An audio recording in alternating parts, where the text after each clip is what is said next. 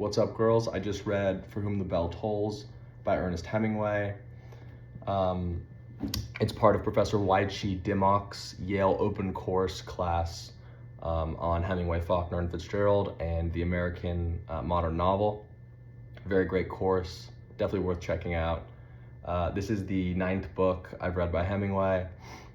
It is probably my 4th favorite after The Old Man and the Sea, and then I would go The Sun Also Rises, and then it's kind of a toss-up between A Farewell to Arms and For Whom the Bell Tolls, but for me I like A Farewell to Arms better. I think that's a pretty standard order in which to rank his books, and I just happen to agree with that. This book is about the Spanish Civil War.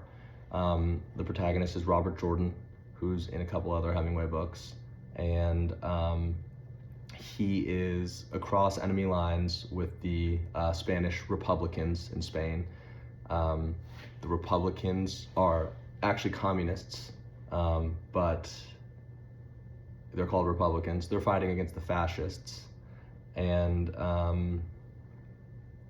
Hemingway actually fought in the Spanish Civil War on the side of the Republicans. And so this book has like a very, the book feels so authentic because it's been lived.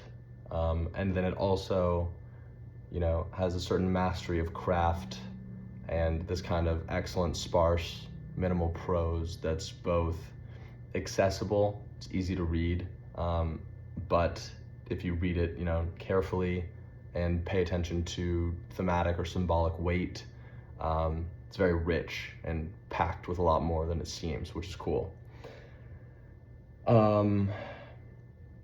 He does one thing that kind of annoys me, which is he does a literal translation of the Spanish into English, which is kind of cool in itself that he was doing that at this point in time, which would have been about 1940, I think. I'm sure not many authors were doing that.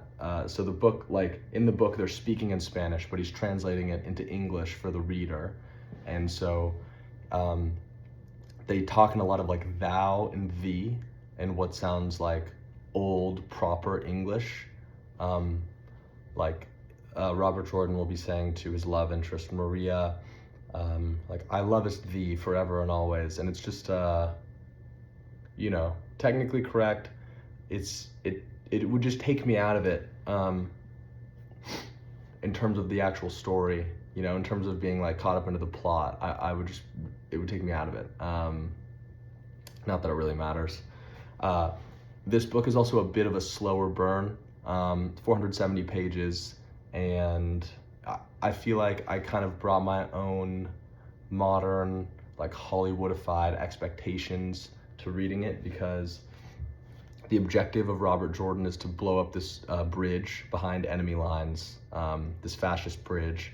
And my assumption, if you were watching a movie or reading a modern novel, would be that, they would blow up the bridge right away in the story, and then there would be some fallout from having blown up the bridge. Maybe the fascists would be after them and they'd have to go into hiding, and then they would, lose out in some way. Someone would get killed, and then they would, get the fascists back with some even bigger event. But this is actually just a slow burn towards the blowing up of the bridge. So you're kind of told the objective in the beginning, and everything is just building towards this one singular event. So it was a little bit slower through the first 300 pages or so. Definitely very interesting still. And, Hemingway's packing in a lot of,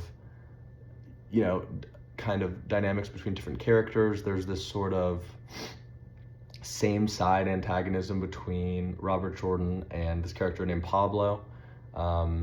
There's a character named Pilar, who is a gypsy woman, and she's sort of, offering gypsy wisdom and perspective, and also wreaking havoc a little bit on the situation. There's the love story between Maria and Robert Jordan, but it's just a little bit slower up until page 300 or 350. And then at that point, I was like completely captivated. It kind of becomes a page turner, the last 120 pages or so, last quarter of the book. So that was really cool. In terms of the love story with Maria, I just find it interesting. Again, I kind of project this modern cultural idea of masculinity onto Hemingway because I feel like he's considered to be such a masculine man who was a big game hunter, fought in all these wars, was a great kind of writer and womanizer, whatever. But it's interesting because in all of the scenes where Maria and Robert Jordan are alone, Robert Jordan is like very, very tender with her. And it just kind of shows that masculinity to Hemingway was to be the kind of man who could go fight in war and kind of face, have a lot of moral courage, face maybe the horrors of the external world, and then have this like duality of maybe like tenderness with their woman to try to protect them from, all of the bad things that were happening in the world. So I think that's really cool. I think, masculinity is not really thought of in that way today anymore, which is a little bit sad.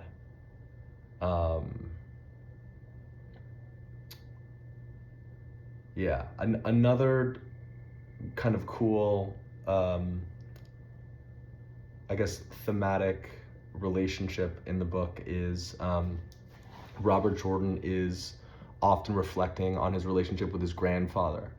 Robert Jordan's grandfather fought in the American Civil War on the side of the South, I believe. He was a Republican. And